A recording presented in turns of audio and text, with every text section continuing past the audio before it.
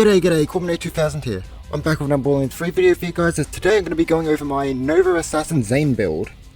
Nova Assassin Zane is a build that revolves around utilizing Novas to absolutely decimate enemies and turn yourself essentially into a walking, talking Irish nuke. It's fucking incredible how well this build works, and is incredibly fun to play, as this build, you feel really powerful, but it can also be a high-risk, high-reward build, as it sacrifices some survivability that traditional Zane builds have in order to be able to have a pretty unique way of playing the game as Zane. So I'll leave timestamps in the description for you guys if you want to jump to different parts of this build, so you know, if you only want to look at one part or something, or revert back to this video and check specific parts, then you can do that. Anyway, let's just jump right into this. So starting with the gear. Gear is pretty simple, as we only have really one gun that we need, and the rest is just shield, artifact, class mod, grenade, you know, things that you just have passively equipped on you. And it's pretty simple. The gun we're using is the Pestilence. The Pestilence is essentially going to be our Nova. Instead of using a Nova shield like the Nova Burner or the Stinger, I found the Pestilence just gives the best results and doesn't resort to just spamming the Stinger, which is inherently strong on every single character without a build.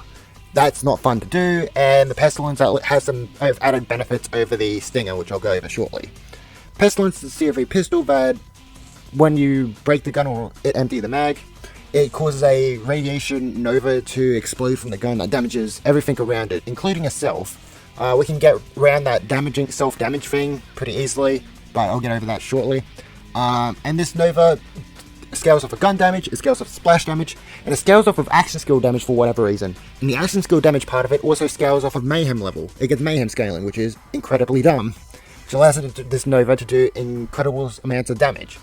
And since Zane can boost gun damage by a fuck ton, and we can boost splash damage and action skill damage with passive abilities from our class mod and artifacts, we can get this Nova to do some stupid amounts of damage.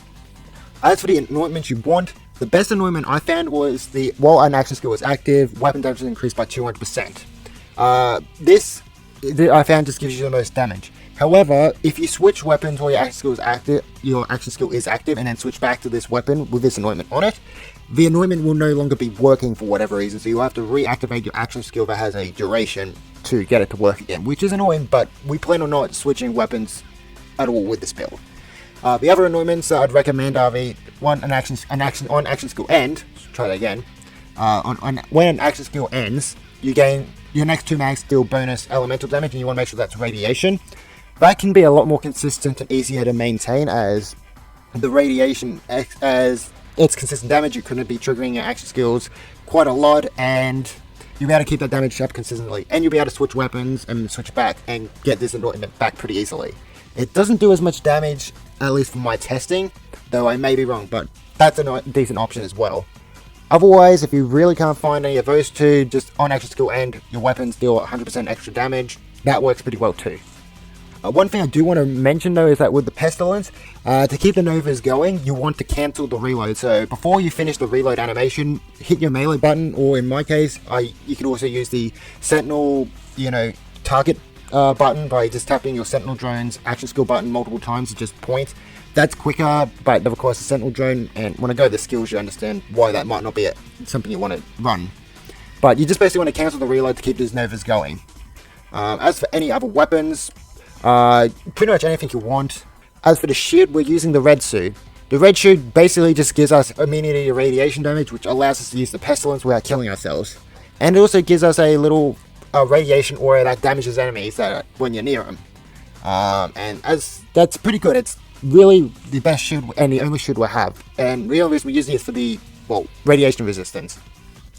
As for the grenade, any grenade really works. You just want 2 grenades with 2 different anointments. You want one grenade that has the on-grenade throw, weapon, grenade, and action skill damage are increased by 25%. This is good to have when running the Sentinel drone, and gives you a lot more damage than the next 2 mags radiation damage one, as it just basically, it boosts both weapon damage and action skill damage. And as I mentioned, the action skill damage of the Pestilence gets mayhem scaling, so that's going to be a pretty decent buff.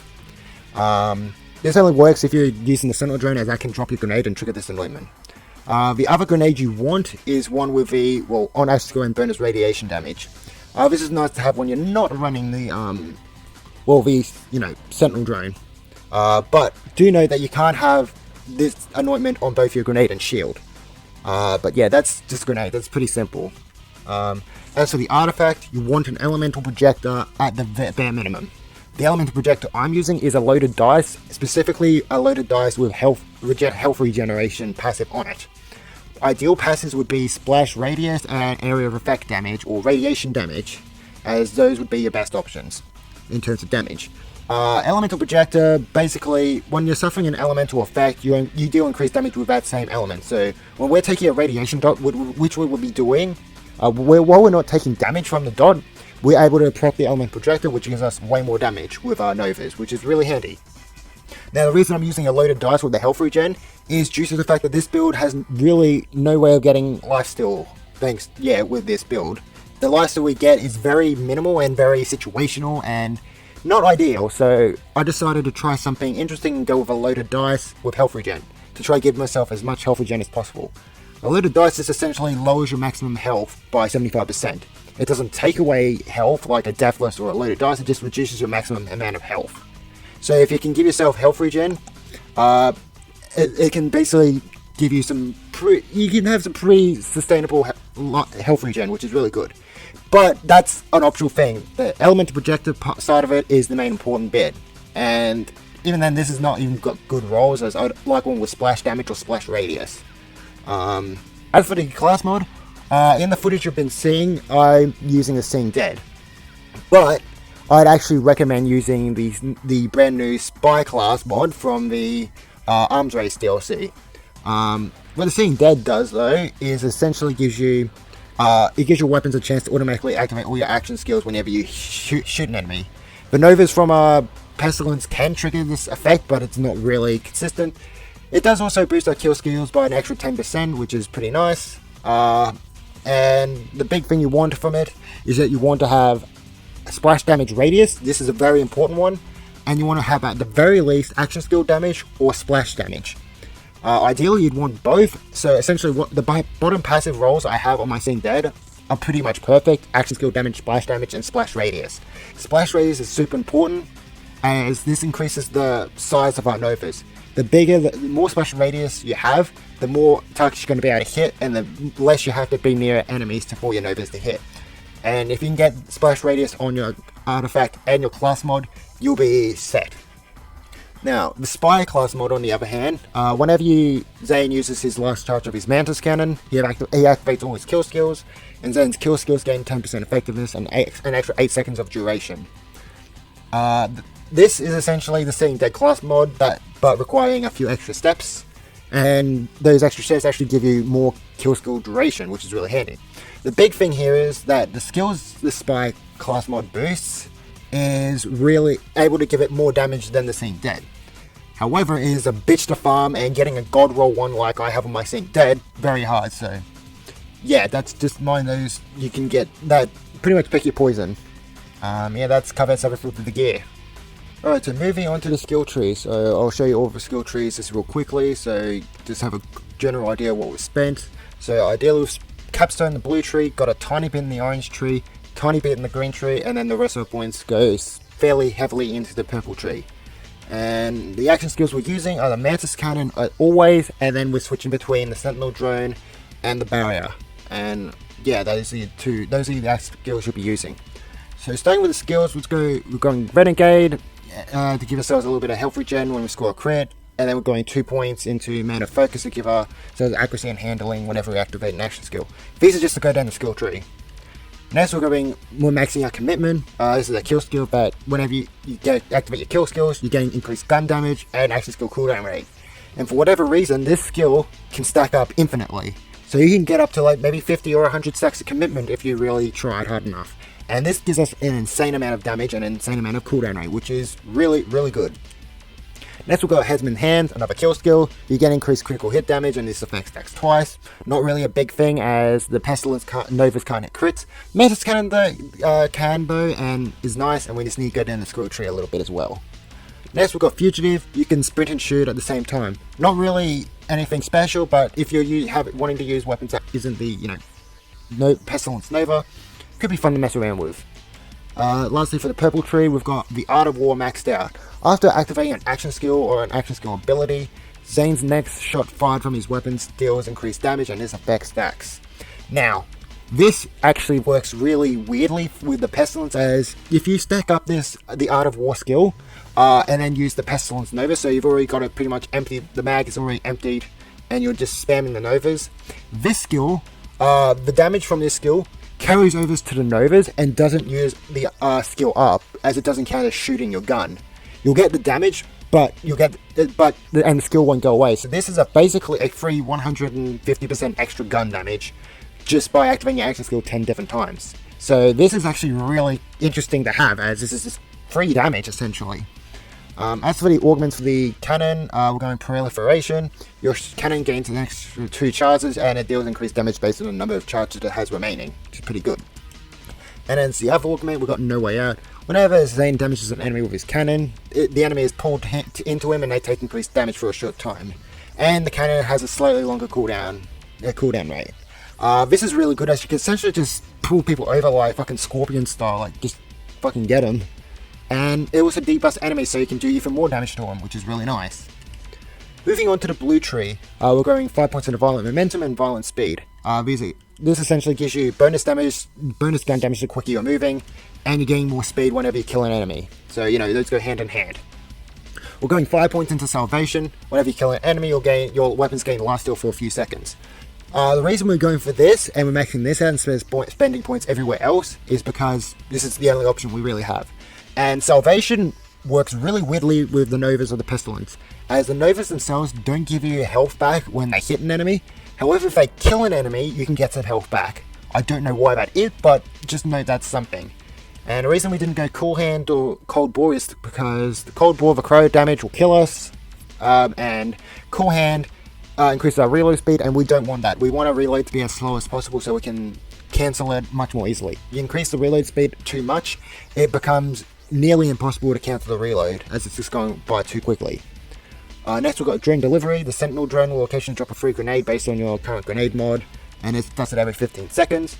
If you're using the drone, it's really handy.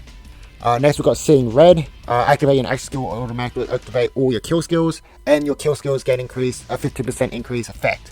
Very, very strong skill, as this allows us Mantis Cannon to activate all our kill skills, and we can spam it to keep them up forever. Next we've got 5 points into Violent Violence. So another kill skill. Whenever you kill an enemy, you get increased fire rate, and this effect stacks twice.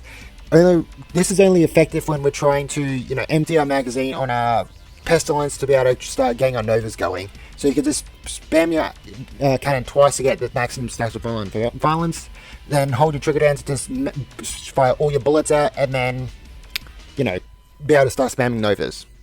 Next we've got 3 points into Good Misfortune, another kill skill. Whenever you kill an enemy, you gain increased action skill duration. This allows us to be able to keep our action skills up forever. So you can just spam the cannon to essentially trigger Good Misfortune, and your action skills will never go down, or the action skill you're using will never go down. Next we've got Death Follows Close. All your Zane's kill skills are going to increase the effect and duration, so kill skills are 25% stronger, and they last an extra 7 seconds. Pretty fucking good. As for the drone augments, I'm using Bad Dose and I'm using Static Field.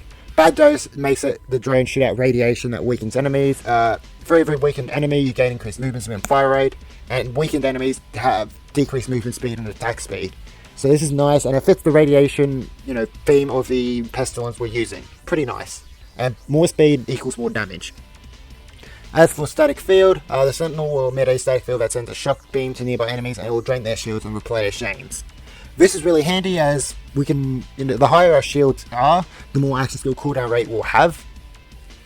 And what this means is essentially we'll be able to spam our cannon a lot more. But otherwise, if you don't want to use Static Field, I'd recommend Boomstay, as this gives the Sentinel drone rocket pods and those deal some decent damage. But yeah, that's the drone and that tree. For the orange tree, we're going 5 points in Borrowed Time. Your action skills gain increased duration for every active action skill. We're only going to have one action skill active, but we're getting 30% of that, an extra 30% action skill duration, which is pretty decent. Next, we've got 1 point in the Duct Tape mod. This allows your first shots from your gun to have a chance to fire a free grenade. That's not important. The really big thing we're going for this is that your Zane gains immunity from his own guns and his own grenades, so you can't inherently kill yourself with your guns and grenades. So that's really nice. This doesn't work with Status Effect dots though, so you won't take damage from So essentially, say you used a corrosive rocket launcher on yourself. The rocket itself won't kill you, but the elemental dot caused by that corrosive rocket launcher will kill you. So I'm hoping that will be fixed. Otherwise, this is nice to have. And this allows us to use something like a Ruby's Wrath or a Plumage to rocket jump with any level rocket launcher, which is kind of cool. Next, in the orange tree, I've got 1 point in a Donnybrook. This is a kill skill that whenever you kill an enemy, you and your Digiclone get increased gun damage and health regen, and this stacks twice. I had a spare point here, and I just had to chuck it in as it's a little bit of extra gun damage and a little bit of health regen, which is always nice. Next, into the green tree. I'll equip the barrier real quickly. First off, we've got 5 points into Adrenaline. You get increased action skill cooldown rate based on the amount of shields you have. The more full your shields are, the more action skill cooldown rate you have. None of the other skills are really worth having, as the shield recharge rate and delay won't work, as we're taking a dot, so that means action skill, the duration won't go any longer. And Howdy Stock gives us only maximum shield capacity, which isn't really a big deal. So I figured I'd just chuck 5 points in. This is mostly go down the skill tree. Next, we've got 5 points into Rise to the Occasion. You gain health regeneration the lower your shields are. So if our shield is completely depleted, we're going to get an extra bit of health regen, which will help us keep us alive, which is pretty good.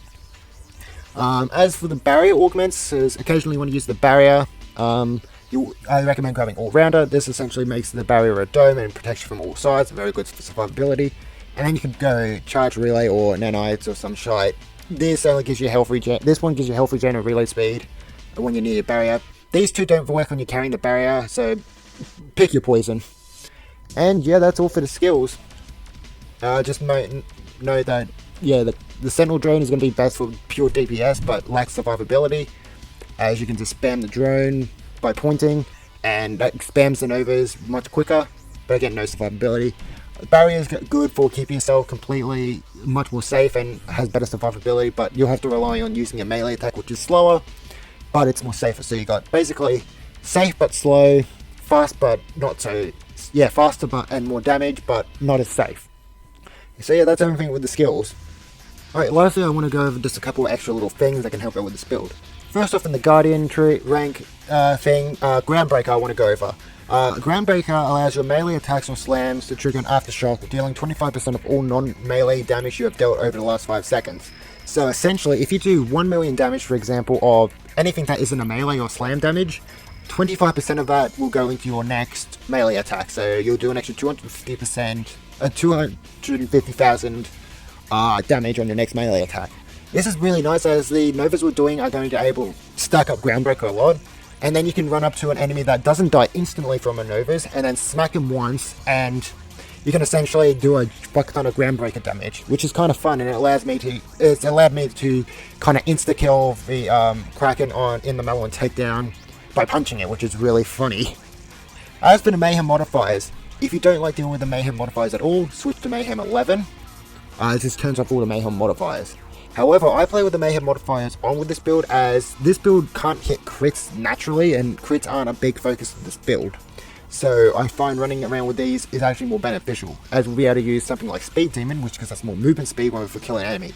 And with Zane, the faster you're moving, the more damage you'll be doing. The Healing Avenger and Drone Ranger modifier allows basically extra second wind options, and aren't really a big deal. And Nod to Face reduces critical hit damage, which we can't hit. So essentially, playing on Mayhem 10 actually benefits the build more than not playing with the on Mayhem 10.